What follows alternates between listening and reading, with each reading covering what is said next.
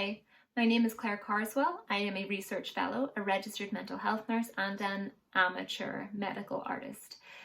I have been drawing consistently for the past 3 years, and it's something that I really enjoy and I get a lot out of.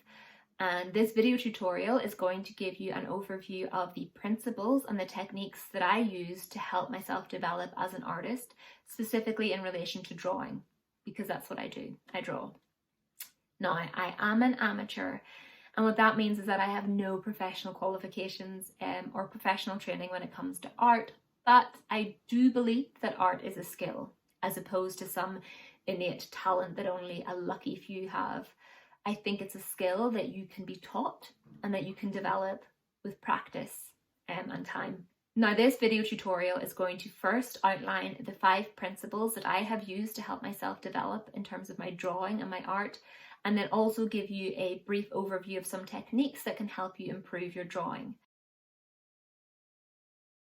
The 5 principles are fairly arbitrary, but I think they really summarize the core beliefs or approaches that have really contributed to my art improving over the past 3 years.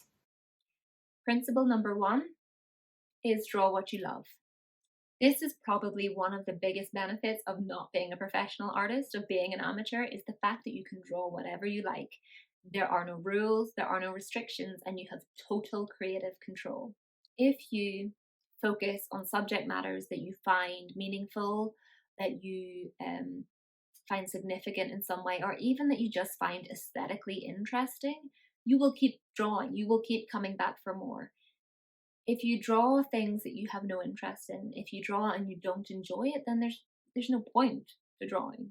Now, it might take some trial and error for you to figure out what it is that you like, for you to figure out what materials you want to use, if you like graphite pencil, if you like colored pencil, if you like pen and ink, which is a lot of fun, by the way. If you like, maybe you don't like drawing, maybe you want to do sculpture, maybe you want to paint, maybe you want to use oils. It will take trial and error. Try things out, see what sticks, see what doesn't. Principle number 2 is going to sound fairly obvious, but I want to emphasize the fact that once you understand this principle, once you can actually apply this principle, it will transform how you draw. And that is draw what you see. My personal style is realism. So this principle may be less important if you're not trying to create a realistic image. However, when drawing, it is important to use references. In my case, I try to remain as loyal as possible to the reference image, and because of that, I have to make sure I am drawing exactly what I am seeing. I know that that sounds obvious, but there are a number of issues that actually make achieving this quite difficult. Most of us are able to visualize, and what that means is that we can hold an image in our head. We can close our eyes and we can see what we want in front of us. When we visualize, the image that we see in our head is just an idea of what we think something should look like. Most people, when they draw, rely on this idea. They rely on visualizing instead of relying on the reference image that is in front of them. In order to draw what we see, we have to actively override that impulse. An additional problem when it comes to trying to draw what we see is that we tend to process images as a whole. But in order to draw what we see, we really have to break it down into its individual components and translate that onto the page. In order to replicate what we're seeing in reality, we really do need to get the details down, but those details are quite easily lost if we're focused on processing an image as a whole. So for example, if you look at a skull, you see a skull. You don't see the individual teeth, you don't see the cracks in the nasal septum, you don't see the way that the light reflects off the top of the cranium. But those are the type of things that you need to see, that you need to notice in order to replicate it on the page. Principle number 3 is practice and patience. Everything takes practice. You can't get better at anything without practicing it. And that includes learning how to draw what you see, learning how to break something down into its individual parts, learning how to override the idea in your head of what something should look like. You will get better at that with practice. Patience is also a factor. There is no rush. And I mean this in both patience in the grander scheme of things, that you need to be patient with yourself developing as an artist, because you won't be incredible overnight, but also patience with individual pieces, patience when drawing, not rushing things because you're worried that it's not going right.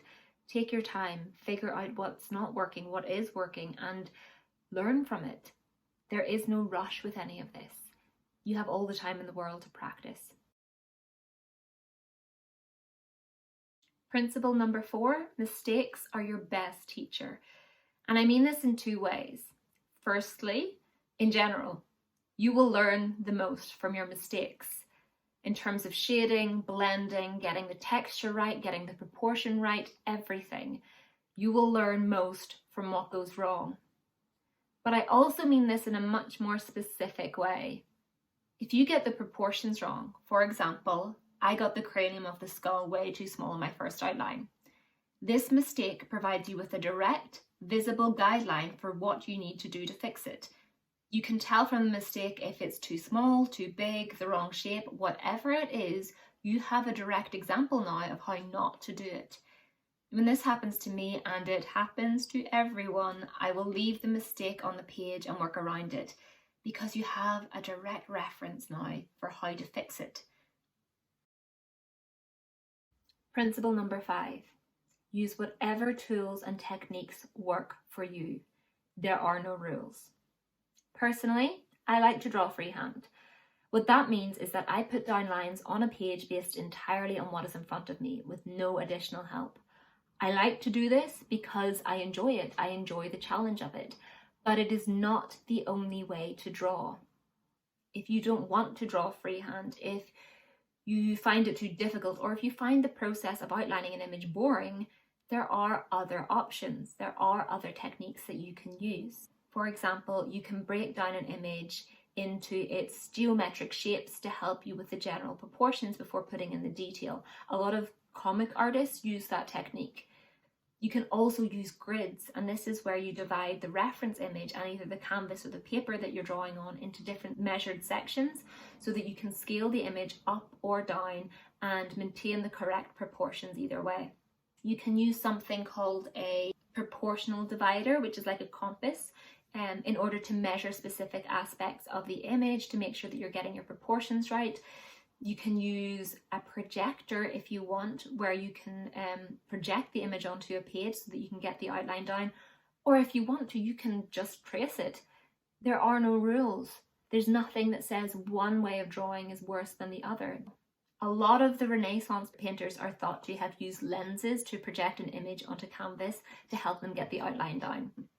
Da Vinci used grids. He also used proportional dividers. Chuck Close, who is a contemporary hyperrealistic artist, he uses grids. There is no one better way to get an outline down than another. Using any of these techniques will just give you the basic line drawing, and it is what you do with that line drawing that is really where the art comes in. So those are my 5 principles of drawing. They are not universal. They are not what everyone's going to be using to draw. They're just what have really helped me develop my own skills as an artist over the past 3 years. The next thing that I'm going to discuss are techniques for drawing, specifically in relation to using pencils to create depth, texture, darkness, and light. All you really need to draw is something to draw with and something to draw on. If you're using pencils, then I would recommend having a sharpener and having an eraser at hand. I have an electric eraser. It's fancy. You don't need this. You just need a run-of-the-mill one. This is overkill, and just because I like fancy gadgets for drawing. And I have a Faber-Castell sharpener. If you want to draw with pencils, different types of pencils can be used in different ways, so it might be good to have a variety of pencils if you're interested. So if you look at a pencil, it has a number and a letter on it. Most pencils do anyway. These numbers and letters will let you know how soft or hard the pencil lead is, and that translates to how dark or light the pencil is, and also how easy it'll smudge. On a pencil, H stands for hardness. The higher the number next to the H, the harder the pencil lead. So for example, an 8H is much harder than a 2H, and that means that an 8H is much lighter than a 2H. The harder the pencil lead, the lighter the mark it will make. Inverse is true for B. B stands for blackness. The higher the number next to the B, the softer the pencil lead will be. So for example, an 8B is much softer than a 2B. The softer the pencil lead, the darker the line it will draw, but also the easier it will be to smudge. A HB pencil then is essentially the medium ground. It's a hard black, it's right in the middle. I'm not really one for setting hard or fast rules when it comes to drawing, because I think it's whatever works for you, and people will have different techniques. But what I would recommend is that if you're using colored pencils to draw, or if you're using, if you're doing a graphite sketch, that whenever you're putting down the outline, it is probably better to use a harder pencil. And this is because it is easier to erase, it's easier to rub out, but also it's less likely to smudge. I would also suggest that when drawing, you put a piece of paper beneath the hand that you're drawing with. This is just to prevent you from smudging the work that you've done and ending up with a big black stain on your hand. There are multiple different ways to use graphite pencils whenever you're trying to shade or create texture. Chances are that as you practice these different techniques, you will find that some will come easier to you than others. You will prefer some to others, and that you will find that specific techniques are better for specific things. 5 main techniques are hatching, cross hatching, stippling, smooth shading, and contouring. Hatching is essentially when you create darker shades by putting down parallel lines. The closer together that the lines are, the more even the shade, and this can make it seem darker. So when you want it to be dark, you put the lines close together, and when you want it to seem to be lightening, you put the lines further apart. Cross hatching. This is a version of hatching. So again, you're putting down lines, but instead of parallel lines, you're putting down alternate sets of parallel lines. So they crisscross. And they crisscross on top of each other to create darker shades, and then the higher the density of layers of lines, the darker the shade, and then the less layers, the lighter the shade. Stippling does tend to be a very specific style. This is where you use dots as opposed to lines to create shade. So it's based on the same principle as hatching, so the closer together the dots are, the darker the shade. Smooth shading is where you vary the pressure that you put on a pencil in order to go from dark to light. So the harder you press down on the pencil, the darker the lines will be, and as you lessen the pressure, the marks will lighten. The idea is that if you do this in a fluid motion, the shading will be smooth and there won't be any obvious lines. Finally, contouring or contour hatching. Similar to hatching, this is about putting down lines, but instead of putting down straight lines like you would in hatching or cross hatching, you put down lines that follow the shape of an image. For example, if you were shading a cylinder, they would curve around the cylinder. And that's it. Those are my general principles and techniques for drawing. There's obviously a lot more detail that I could go into, specifically in terms of using different mediums, but that's the general overview. And I think whenever it comes to practicing drawing, the principles are probably equally, if not more important than the techniques, because they're really how you hone the craft of drawing. So thank you so much for watching. I hope that you found it interesting and insightful, and hopefully at least a little bit encouraging, because I know that a lot of people do find it very daunting to draw. But essentially, the first step is just starting.